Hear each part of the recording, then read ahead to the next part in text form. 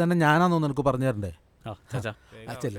ഇവിടുത്തെ ചെറുക്കൻ കെട്ടും കഴിഞ്ഞ് വരുമ്പോഴേക്കും ഇതൊക്കെ കെട്ടി തൂക്കിയില്ലെങ്കിൽ 5ന്റെ പൈസ കിട്ടില്ല. കാണുന്ന പോലെയല്ല, വേറെ വെച്ചുകളാ. എടാ മൊത്തമായി നീ ചുമ കിടന്ന് വളവളാന്ന് പറഞ്ഞുകൊണ്ടിരിക്കാതെ ആ പെണ്ണ് വീട്ടുകാരും ഉണ്ട് കേസ് കൊടുക്കാൻ പറയേ. ഇതൊക്കെ സമയത്ത് കത്തോടെ എല്ലാം അങ്ങോട്ട് കത്തിച്ചു തരാം. എടാ ഇത് ഇതുവരെ തീർന്നില്ല, നേരെ തുടങ്ങിയിട്ട് തീരാറ ഏട്ടാ.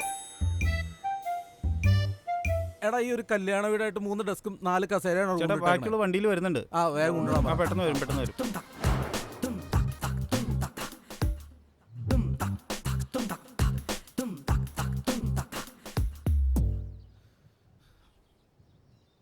ചേടാ ഇതിപ്പോ അവരുടെ മോളല്ലേ കാണാതായി, പിന്നെ അവർക്ക് എന്നാ കേസ് കൊടുക്കത്ര മടി? ഇത് എന്നാ കുടുംബക്കാരാണോ എന്തോ. ഇതേ ലിസിമോളെ ചേട്ടാ ഒരു കാര്യം പറഞ്ഞേക്കാം, നമുക്ക് ഈ ബന്ധം വേണ്ട കേട്ടോ. ഇല്ലിമൂട് തറവാട്ടിൽ ഇങ്ങനെ ഒരു കുടുംബത്തിൽ നിന്ന് പെണ്ണ് വേണ്ട. ഇതെന്നെ നാട്ടിൽ വേറെ പെണ്ണില്ലാത്തോണ്ടാന്നോ? എനിക്ക് അവളെ തന്നെ വേണം. മൊത്തം തൂക്കാൻ വരട്ടെ കേട്ടോ. എന്തേ ചിലപ്പോ അഴിക്കേണ്ടി വരും. ആശാനെ ഇതും മൂഞ്ചോ? പോക്ക് കണ്ടിട്ട് അങ്ങനെയാ തോന്നണേ. അയ്യോ ഈ കാശും പോയാ?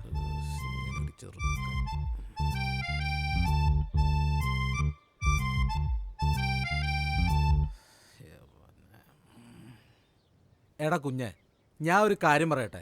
എടാ ഈ കല്യാണം എന്നൊക്കെ പറഞ്ഞ ഒരു ലൈഫ് ടൈം ഗ്യാരണ്ടി വേണ്ട ഐറ്റമല്ലോ. ഇതിപ്പോ സ്വന്തം മോളെ കാണാനുണ്ട് കേസും. കയറിയിരിക്കട്ടോ. എടാ ഇതിപ്പോ സ്വന്തം മോളെ കാണാതായിട്ട് കേസ് കൊടുക്കാത്ത ഒരു കുടുംബക്കാർ ശരിയാന്നോ? അല്ല നീ പറ, പെങ്ങള് പറ. അല്ല നമ്മുടെ ഇല്ലുമൂട് തറവാടിന് ഒരു നിലയും വിലയൊക്കെ ഇല്ലായോ? അല്ല തറവാടിന്റെ കാര്യം പറഞ്ഞപ്പോഴാ മൂത്തവൻ എന്തേ? ഇവിടെ ഇങ്ങനെ ഒരു കാര്യം നടന്നിട്ട് അവനോടെ പോയി കിടക്കുക? എഴുന്നേറ്റിട്ടില്ല, ഇന്നലെ ലേറ്റായല്ലേ കിടന്നത്. ചേടാ എന്നാലും എന്നാ ഒരു ഉറക്കമായത്. ഞാനൊന്ന് അങ്ങോട്ട് ചെല്ലട്ടെ? ഓ വേണ്ട, ഫോൺ വിളിച്ചാൽ മതി. മുറിക്കകത്ത് പാട്ട് വെച്ചിട്ടുണ്ടാവും. പുറത്തുനിന്ന് വിളിച്ചാലേ കേൾക്കത്തില്ല. ഞാൻ വിളിച്ചോക്കാം. അമ്മ എന്തൊക്കെ പറഞ്ഞാലും ഞാൻ അവളെ കേട്ടോളൂ. എന്റെ ചെറുക്ക ആദ്യം പെണ്ണിന് കിട്ടറാ.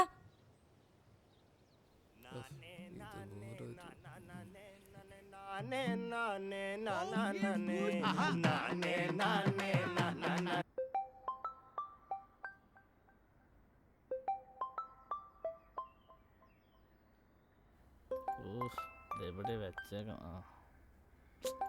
ആ ഫോണേ. ഹലോ എടാ നീ വേഗം താഴേക്ക് ഇറങ്ങി വന്നേ. അതിന് സമയമായില്ലല്ലോ. നിന്നോട് ഞാൻ വേഗം താഴേക്ക് ഇറങ്ങി വരാനാ പറഞ്ഞേ. എൻ്റെ പൊന്നു മമ്മി, ഞാൻ ഇന്നലെ വന്ന സമയം മമ്മി കണ്ടല്ലേ. എടാ അതൊക്കെ ശരിയാ, ഇതൊരു അത്യാവശ്യ കാര്യമായതുകൊണ്ടല്ലേ. എന്താ അത്യാവശ്യം? എടാ അവരുടെ പെങ്കച്ചിനെ കാണാനില്ലോന്ന്. ഉയ്യോ, ആ അതല്ലേ നിന്നോട് പറഞ്ഞ പെട്ടെന്ന് താഴേക്ക് വരാൻ.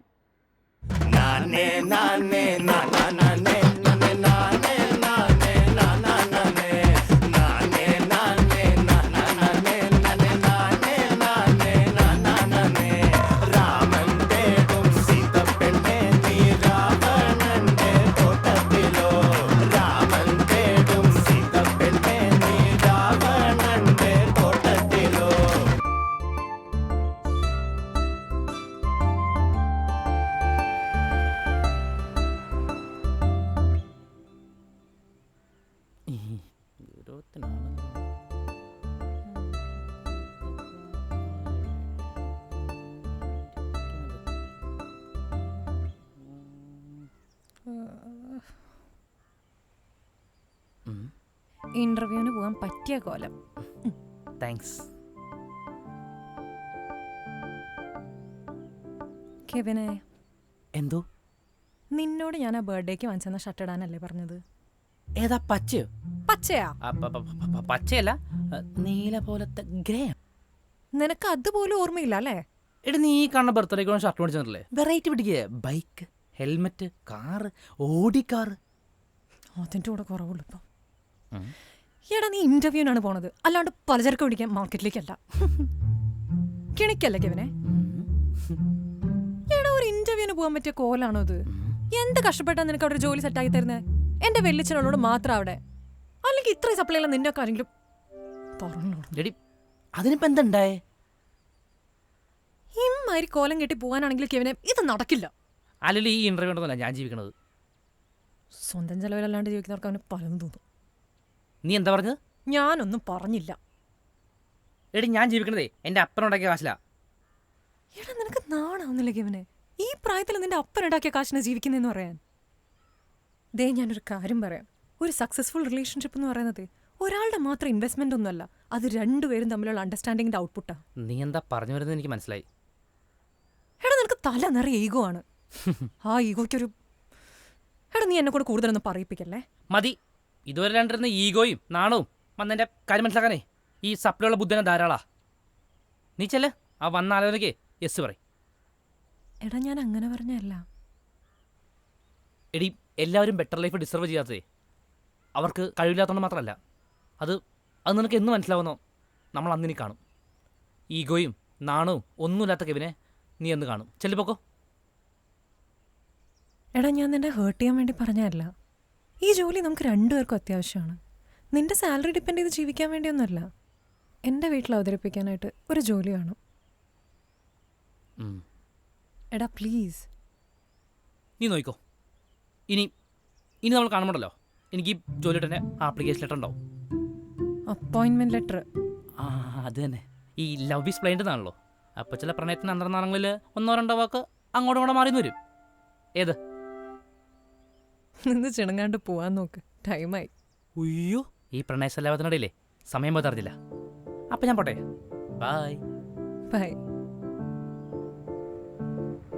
നിന്റെ വില്ലിച്ചിനോട് പറഞ്ഞാരേ ഒരു സ്മാർട്ട് ബോയ് ഇന്റർവ്യൂവിന് വരുന്നുണ്ടെന്ന്. എടാ നിനക്കെന്നെ കെട്ടണ്ടേ? കെട്ടിയാൽ മാത്രം മതി. പോടാ.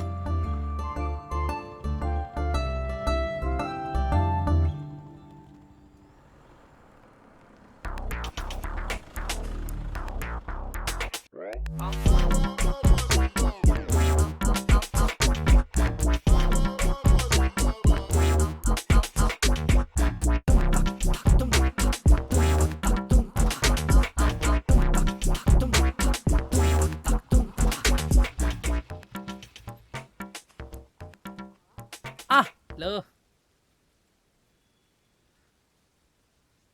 മഴയാണല്ലേ. എന്താ അമ്മോത്ര പുച്ഛം? നോം വൈകിപ്പോയോ ആചാര്യപുത്ര? നീ എനിക്കൊന്നും പറഞ്ഞില്ലേ?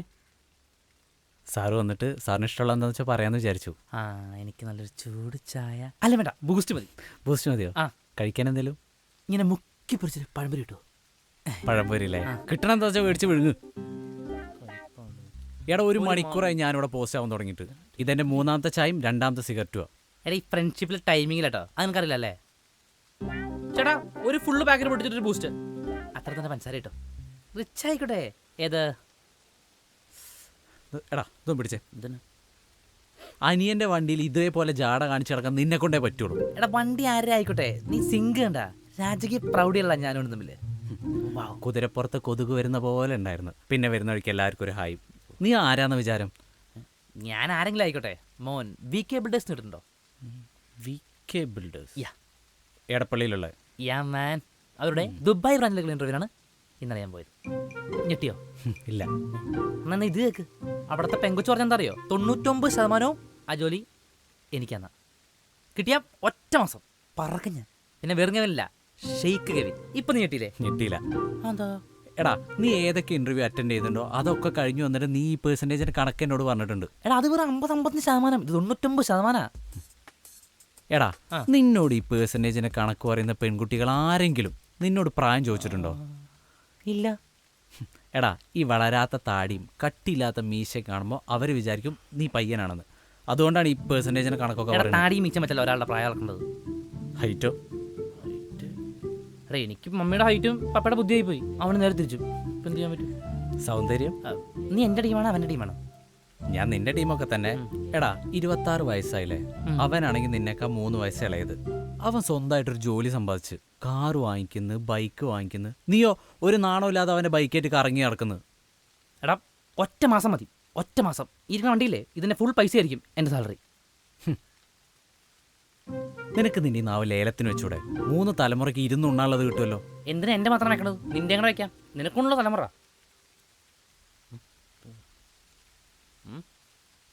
ഇപ്പോൾ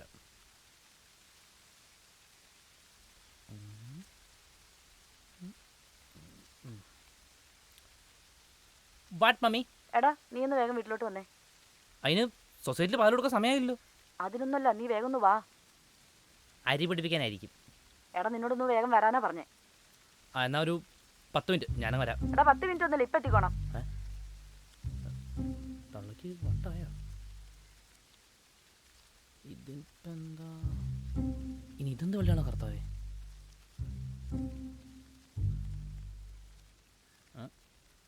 എന്തിലാടെ അളിയാ അളിയ ഞാനേ ഒന്ന് വീട്ടിലേക്ക് പോവാ, എന്തോ അത്യാവശ്യമുണ്ട്. അപ്പോൾ ബില്ല് സെറ്റിൽ ചെയ്യില്ലേ നീ? നമുക്ക് വൈകുന്നേരം കാണാം. അപ്പൊ നിന്റെ ക്യാഷ് ഇല്ലേ? എടാ ഒറ്റ മാസം കഴിഞ്ഞാണല്ലോ ഈ ഊള ചായല്ലേ, ഇതിന് പകരം സ്റ്റാർബക്സിന്റെ കോഫിയും നീ ആ കളഞ്ഞ സീർട്ടില്ലേ അതിന് പകരം ട്രഷറിന്റെ സീർട്ട് വരിക്കും. അപ്പോൾ ഓക്കെ നോക്കി നീ ബില്ല് സെറ്റിൽ ചെയ്യ്, ഞാൻ പോയിട്ട് വരാം. Set by. എങ്ങോട്ടേലും പോ.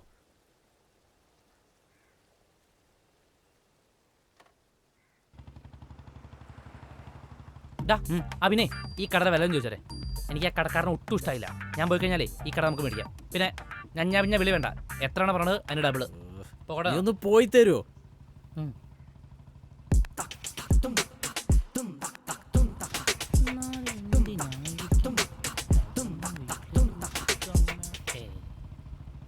കർത്താവേ പണിയാവല്ലേ. ചാച്ചൻ്റെ വണ്ടിയോ? വള്ളി വലുതാണല്ലോ കർത്താവേ.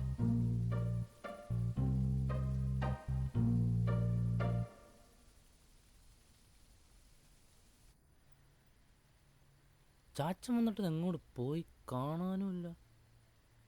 എടാ മത്തായി, നീ ഒരു 500 പേർക്കുള്ള ഭക്ഷണം പറ. എന്നാ ചെറിയ പരിപാടിയാണെന്നാലും ഇല്ലിമൂട്ട് തറവാട്ടർക്ക് ഒരു വിലയില്ലായോ? ആ ഭക്ഷണോ? ചത്തോ ഇനി? ഡാ നമുക്ക് ഈ ഭക്ഷണേ ചോറും ബീഫ് കറിയും വേണോ അതോ ഫ്രൈഡ് റൈസ് മതിയോ? ചോറും ബീഫും മതി. എന്നാ ഫ്രൈഡ് റൈസ് മതി. ചിക്കനേ നമുക്ക് വറുത്തരച്ചത് വേണോ അതോ ഗ്രേവി മാത്രം മതിയോ? വറുത്തരച്ചത്. അപ്പോ ഗ്രേവി മതി. ആ ഇതെന്താ സംഭവം? എടാ കല്യാണം.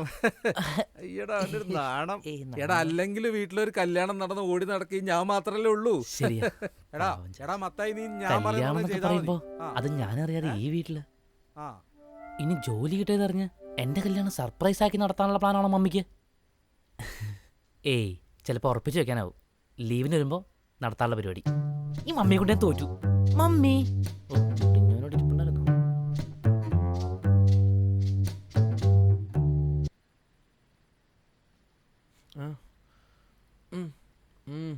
ആ മോനെ, നീ ഇപ്പോഴാണോ വരുന്നേ? ആ അവർക്ക് ഇത്ര നേരം കാത്തു നിന്നിട്ട് ദേ ഇപ്പം അങ്ങ് പോയതേ ഉള്ളൂ. ആര്? ഇവിടെ എന്താ നടക്കണേ? എടാ മണ്ട, കല്യാണം. അമ്മ ഈ ജോലി ഇങ്ങനെ ഉറപ്പായി കരുതി കല്യാണമൊക്കെ നടത്തുന്നത് കുറച്ച് കടന്നയ്യാണ്. എന്നാ കടന്ന കൈ? നിന്റെ ജോലി നോക്കിയിട്ടാണോ ഈ കുടുംബത്തിൽ ഒരു കല്യാണം നടത്താൻ? അല്ലെങ്കിൽ തന്നെ ഇപ്പൊ ചേട്ടന്റെ ജോലിയാണെന്ന് വെച്ചാൽ അലിയന്റെ കല്യാണം നടത്തേണ്ട ഗതിയോടൊന്നും നമ്മൾ ഇല്ലോട് തറവാട്ടുകാർക്കില്ല കേട്ടോ. ആ മനസ്സിലായില്ല ചേട്ടാ, ഞാൻ ലിയമോളെ കൂട്ടിക്കൊണ്ട് വന്നു. ഏത് മോളെ? എന്റെ പൂക്കി. എന്തുകീ? എടാ അവരുടെ വീട്ടിലൊന്നും സമ്മതിച്ചില്ലെന്നും പറഞ്ഞ് രാവിലെ ജോലിക്ക് പോയവൻ ആ പെങ്കൊച്ചിനെയും കൂട്ടി അമ്മേ, ആ ലിയമോളെയും കൂട്ടി വന്നേക്കുന്നു. എന്നിട്ട് അമ്മയുടെ മരുമോളാണെന്ന് പറഞ്ഞൊരു പരിചയപ്പെടുത്തലും. ഇവര് വന്നതിന് ശേഷം ദേ പറഞ്ഞു അവരുടെ സ്വന്തക്കാരും അച്ഛനും അമ്മാവനും ഒക്കെ. പിന്നെ ഞാനിവിടെ ഒന്ന് പാകപ്പാടെ ബഹളായിരുന്നു. ഞാനിടപെട്ട സംഭവമൊക്കെ ഒന്ന് സോൾവ് ആക്കി അവരിപ്പോ അങ്ങ് ഇറങ്ങിയുള്ളൂ. ഞാനൊന്ന് പുറത്തുപോയി വന്നപ്പോഴേക്കും എന്തൊക്കെയാ ഇവിടെ നടന്നത്? ആ നിന്റെ പുറത്തു പോകലൊരു പോക്കാണല്ലോ. ഇപ്പൊ വരാന്ന് പറഞ്ഞു പോയാൽ മണിക്കൂർ കഴിയും വരാനായിട്ട്. എന്നാലൊരു കല്യാണം എന്നൊക്കെ പറഞ്ഞ അതും എടുപിടിയെന്ന് ചാച്ചനൊന്ന് പറഞ്ഞേ. അല്ല നീ പറഞ്ഞൊക്കെ ശരിയാണ്, പക്ഷെ ഇവന് പെട്ടെന്ന് ഓടിച്ചാടി ഇങ്ങനെ ഒരു കാര്യം നമ്മൾ ആരെങ്കിലും ഓർത്തോ? എന്നതാണെങ്കിലും ഇപ്പൊ കുടുംബത്തിനൊരു ചീത്തപ്പേരുണ്ടാകാതെ നോക്കണം, അത്രേ ഉള്ളൂ കാര്യം. ആ അതല്ലേ ചാച്ച പറഞ്ഞത്. എടാ കെവിനെ, ഇപ്പൊ നിന്റെ വിഷമം എനിക്ക് മനസ്സിലാവും. എടാ നീയാണ് ഇപ്പൊ ഈ കുടുംബത്തിലെ മൂത്ത ആണ്ടരി. അപ്പൊ ഇവന്റെ ഒരു തീരുമാനമാണ് നമ്മുടെ കുടുംബത്തിലെ കാരണവരെ തീരുമാനം. നീ അങ്ങ് പറഞ്ഞേ. അങ്ങനെയാണെന്നുണ്ടെങ്കിൽ എന്റെ ജോലി. നിന്റെ ജോലി നാളെ ഇവിടെ ഇവന്റെ പള്ളിയിൽ വെച്ച് കെട്ട്. പിന്നെ അത് കഴിഞ്ഞ് നമുക്ക് വേണ്ടപ്പെട്ട ആൾക്കാരെയൊക്കെ വിളിച്ച് വീട്ടിനകത്തൊരു ചെറിയ പരിപാടി, അത്രേ ഉള്ളൂ. നീയാണ് എല്ലാം മുന്നിൽ നിന്ന് ചെയ്യേണ്ടത്. ചാച്ചന ഉണ്ടാവും കൂടെ കേട്ടോ. ചേച്ചി നമുക്ക് കുറച്ച് ഇതും വായിച്ചോണ്ടിരിക്കുവന്നു. അതെ, നാളെ നിന്റെ കൂട്ടുകാരൊക്കെ ഉണ്ടാവല്ലോ, അവരാരും വിളിക്കണ്ട. അതിനുള്ള പരിപാടിയൊന്നുമില്ല ഇവിടെ. കാറ്ററിംഗിന്റെ കാര്യം കാറ്ററിംഗിന്റെ കാര്യമൊക്കെ നോക്കണം. അതിനുള്ള പൈസ ചേച്ചിക്ക് തന്നാൽ മതി. അപ്പൊ നമ്മളൊരു 100 പേരെ പ്രതീക്ഷിക്കുന്നു.